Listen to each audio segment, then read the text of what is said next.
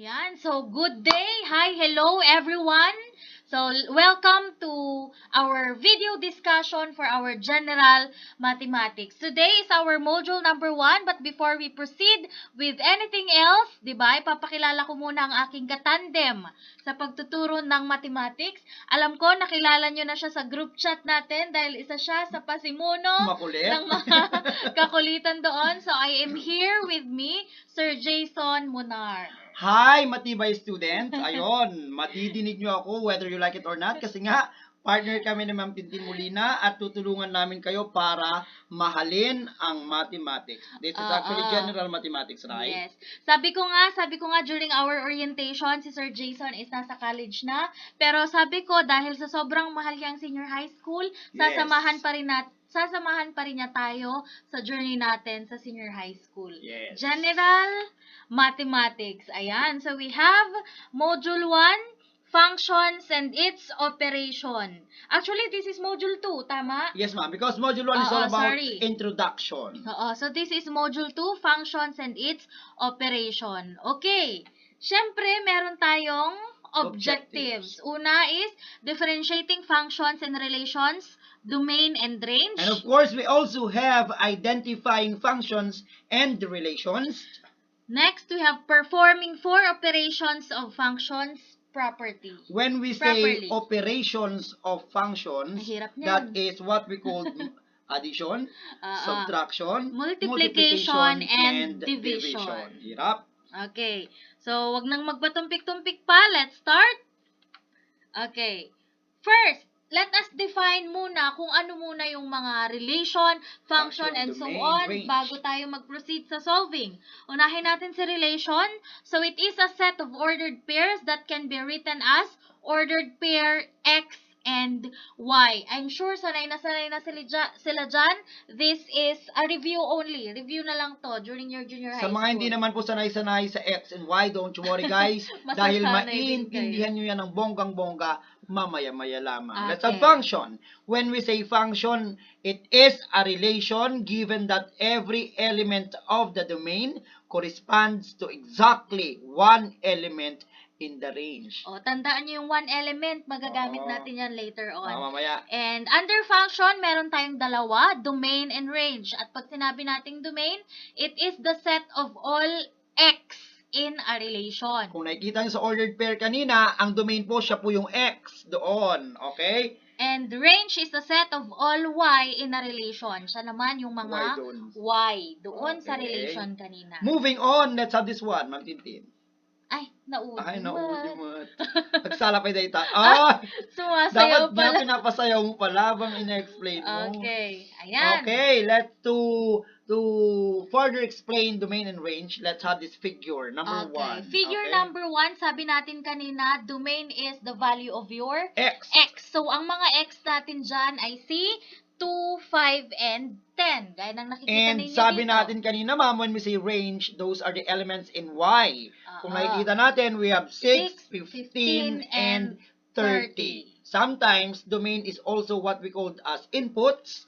And range is what we call our output. Uulit-ulitin namin. Domain is the X, while range is the Y. Okay. Domain is X, range is Y. Yan. As long as no value of the domain is repeated, the relation is considered to be a function. Kung una ko narinig yung mga ma'am, medyo magugulan pa ako. Oo nga, Again, as long as no value of the domain is repeated, the relation is considered to be a function. May question to you, Ma'am Tintin. Tingnan mo ang ating domain. Tingnan mo ang ating X. Meron po bang naulit na number? Wala.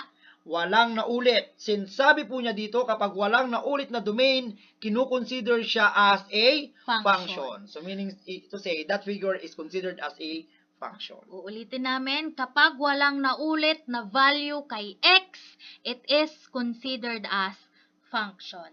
Okay, I hope it is clear. Yes, Next. clear yan. Ayan.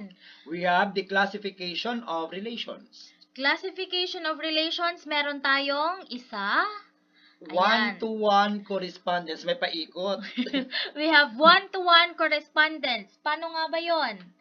Parang example natin kanina, one to from the one. word itself, 1 to 1. Kung ano ang X, tinutusok lang niya si Y. Isa lang yung Isa lang tinutusok niyang Y. Oh. Isa-isa lang siya. Hindi siya 3-in-1, hindi siya salawahan, Kunwari, hindi siya 2 ako times. ay para lang kay Ma'am Tintin, mga ganon. Si Juan ay para lang kay Pedro.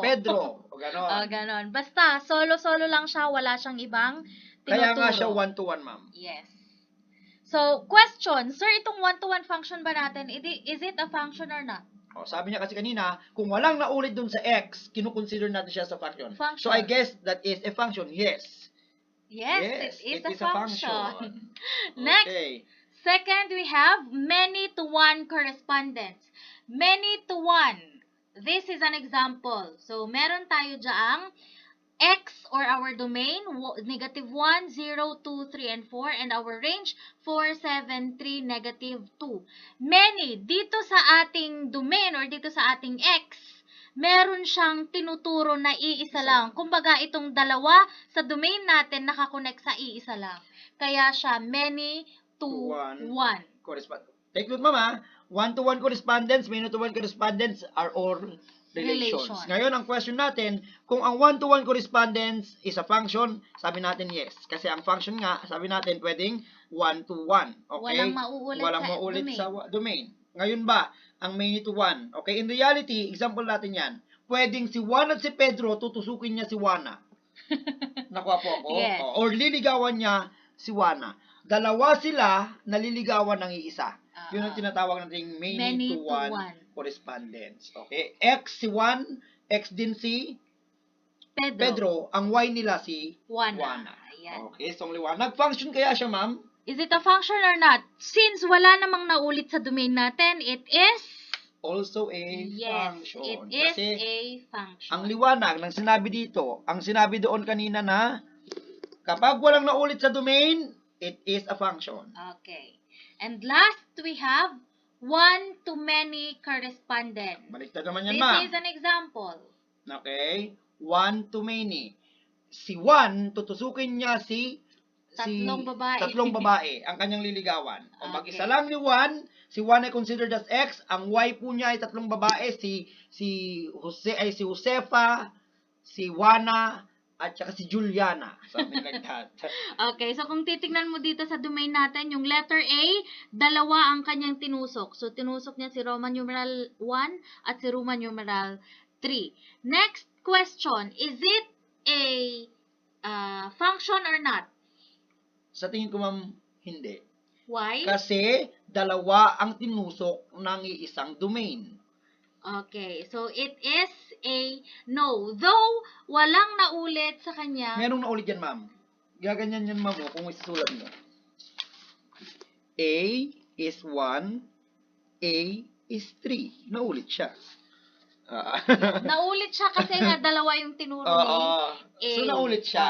So, naulit siya. So, this is not a function. These three, itong tatlong ito is a relation, pero yung one-to-many is not a function. And that leads us into this. Tatandaan nyo to. Note. All functions are relations, but not all relations are functions. Tagalogin natin. Lahat daw ng functions ay relation, pero hindi lahat ng relations ay function. Parang ito, kanina, di ba? Lahat ito function, pero hindi lahat lahat yan, ma'am, relation. Lahat ito ay relation, pero yung one-to-many is not a function. O, kagaya ng relasyon, ma'am. Hindi lahat ng relasyon ay nagpa-function. Pero lahat ng function ay may relation. Kagaya ng magkapatid, relation yun. Magkaibigan. Magkaibigan, relation yun. Yes. Okay. Pero hindi nga lahat ng relationship ay nagpa-function. Kaya nga may tinatawag tayong hiwalayan. Okay, ganon. Ang daming nakarelate. Okay. Next, ayan. We have operation on functions. Operation on functions, yung 4 basic. Addition, subtraction, multiplication, and division. And ano nga ba yung operation of functions formulas. Yan? Okay, we have 4 formulas. Yan na, mag-i-start na tayo sa formula. Ayan. When we say addition, f plus g of x is always equal to f of x plus g of x. Subtraction, f minus g of x is equal to f of x minus g of x. And of course, multiplication, f times g of x is equal to f of x times g of x. And for division, we have f divided by g of x is equal to f of x minus, all over g of x. Para maintindihan nila yan, ma'am, let's Para apply mas it in maintindihan, computation. Let's move on to our computation. Ayan, para mas bonggang maintindihan ng ating mga matibay students, ma'am, let's apply, okay, the 4 operations of functions. Let's have our first examples, okay? Example, f of x is equal to 3x plus 5, and g of x is equal to x minus 2. And we have letter A, f of x plus g of x. Okay, so we have A, addition po yan, f of x plus g of x. Okay? All we have to do is to substitute it. Okay? Alam natin mga anak that f of x, the given is 3x plus 5. So we have 3x plus 5. Isn't it? Close and open parenthesis. Plus, because our operation is addition. Okay? G of x, we have x minus 2. Okay? And let's simplify. This is equal to 3x plus 5. Kapag addition po, walang magpapalit na sign. So this is positive x and negative 2. Let's combine like terms. Pag sinabi nating like terms, lahat ng may variables pagsasamahin at lahat ng whole numbers pagsasamahin. We have now 3x plus x plus 5 minus 2. Take note mga anak, ang pwede lang nating pag-addin ay ang mga may variables versus may variables at walang variable at walang variable. So we have 3x plus x, tatlong x, dadagdagan mo ng isang x, ibig sabihin we have 4x. Positive 5 minus 2, okay, applying your knowledge in adding unlike signs that is equal to positive 3. Sundan yung sign ng mas okay, mataas. sundan yung sign ng mas mataas. Take note mga anak, in adding integers na hindi po pareho ang sign, kagaya po ng positive 5 and negative 2, subtract the given numbers, pag minusin po ang 5 and 2, then get the sign of the higher number, which is positive. Kaya po siya naging positive 3. Mas maganda ma'am kung mag-review sila ng integers. Okay? Let's have letter B. Sabi naman po sa letter B, Ma'am Tintin, subtract. So, f of x minus g of x. Let's substitute. Okay, sabi ko kanina, f of x is 3x plus 5 minus g of x is x minus 2. Let's have simplify. Let's simplify 3x plus 5. Now, ma'am, kung subtraction, lahat po ng pangalawa ay mag-change ng sign. From positive x, it will become negative x. From negative 2, it will become positive 2. Then, let's combine like terms. This is 2. Sorry.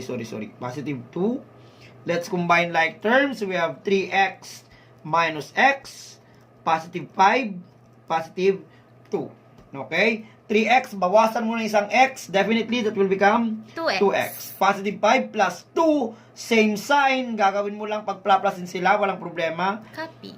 Positive 7. Copy the sign. Okay. Pag-plusin mo lang, then copy the sign, that is the answer. Let's have now letter C. Sabi po ni letter C, f of x times g of x. Okay?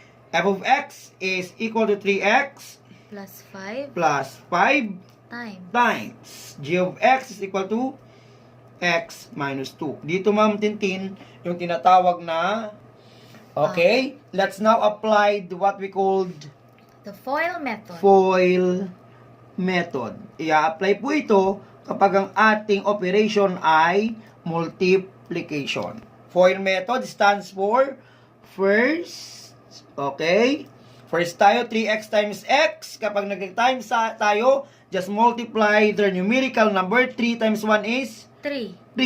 X times x is Add the exponent. x is squared because we must add the exponent. Yun ang ating rule. Yes. Next is O.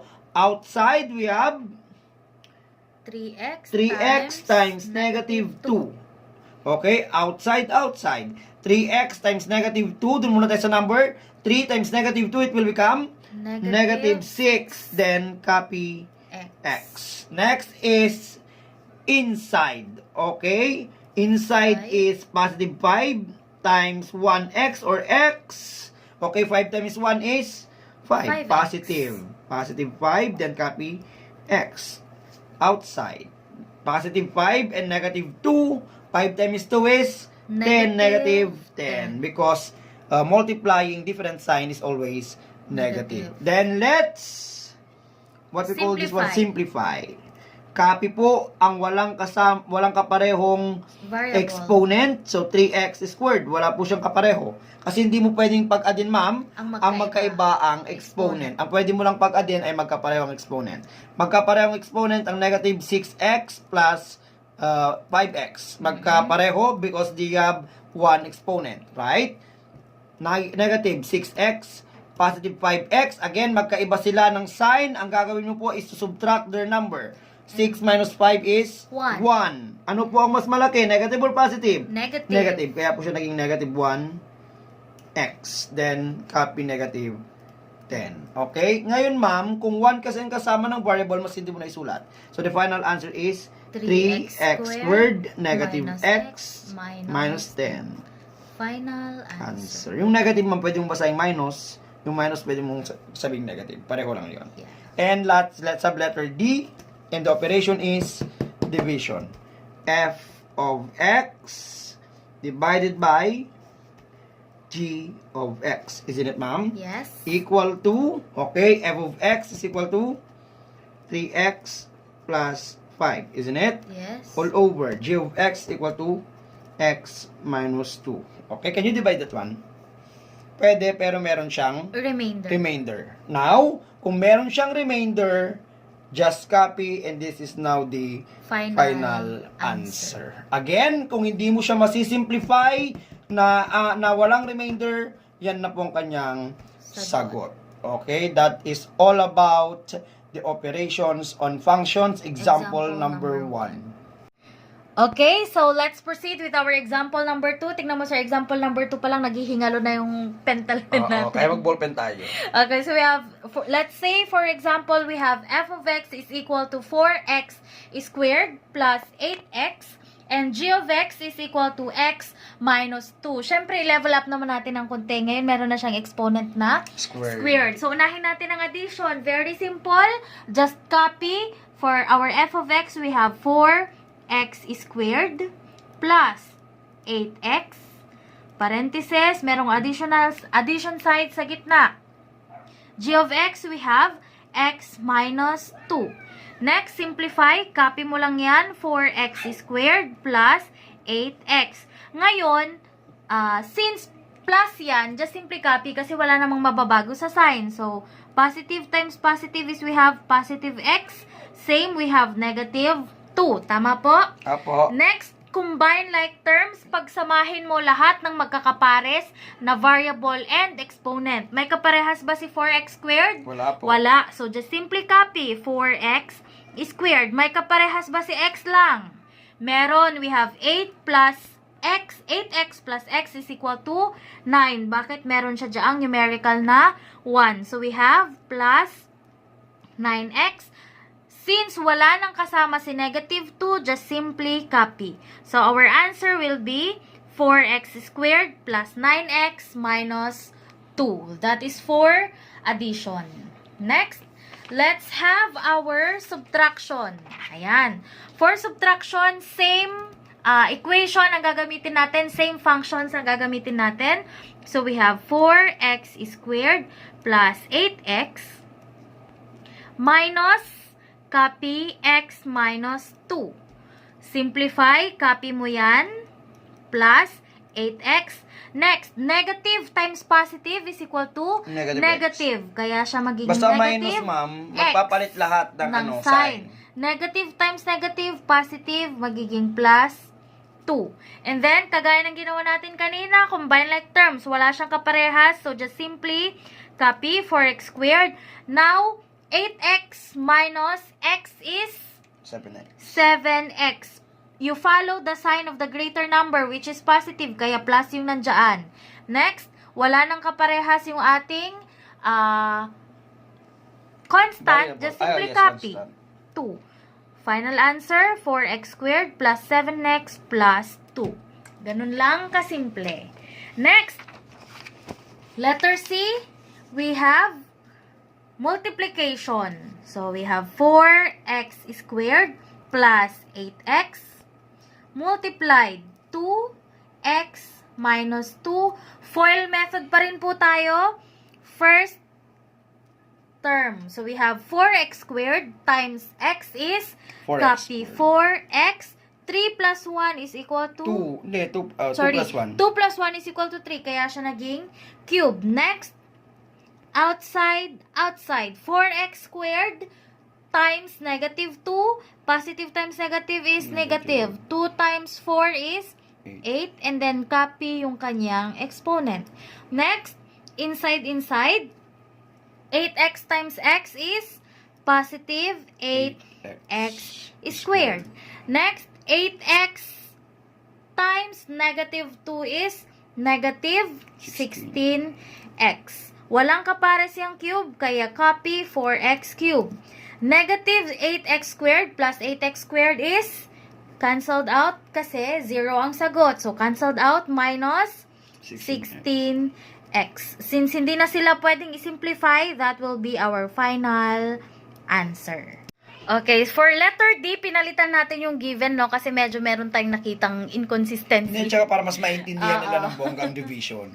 Okay, so for letter D, we have f of x is equal to 4x squared minus 8x. And g of x is equal to x minus 2. So, division yan, ipagdi-divide lang natin siya.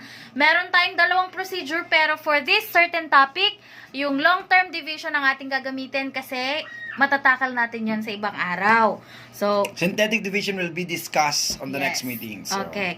So, gawin natin ang long method. We have 4x squared minus 8x divided by, copy, the denominator x minus 2. Okay. First term. So, ang kailangan nating i-emphasize dito or tutukan yung ating first term and our first term. Question, ilan nga ba ang makukuha mong x sa ating 4x squared? So, ang idea nito, Sir Jason, is? To subtract their exponent. To subtract ang exponent. Kapag sinubtract mo yung exponent niyan, meron yung 1, diba? 1 minus 2, ilan makukuha? 1, so x. 1. So, just copy. Then divide their numbers. 4x. Next, 4x times x, we have 4x squared. 4x squared. Next, 4x times negative 2 is negative 8x. And sa long-term division, ang lagi natin ginagamit Ang is... operation involved. Yes, ang operation involved is subtraction. Parang sa number din, pag nagdi-divide ka talaga namang minus yan. Yes. Oo. So, wag kayong mako-confuse. 4x squared minus 4x squared is cancelled dahil 0. 8x, negative 8x minus negative 8x is cancel. 0 kasi magiging positive yan. Tama? So, cancelled, 0, 0. Our final answer is 4x. Okay. So, 4x squared minus 8x divided by x minus 2 is equal to 4x. So, that's it for our Module 2, ladies and gentlemen. Thank you so much. I hope marami kayong natutunan. See you ulit sa ating next video discussion. At lagi yung tatandaan mga anak, mahirap man ang buhay. Dapat lagi tayong magiging hashtag Matibay. Goodbye mga anak.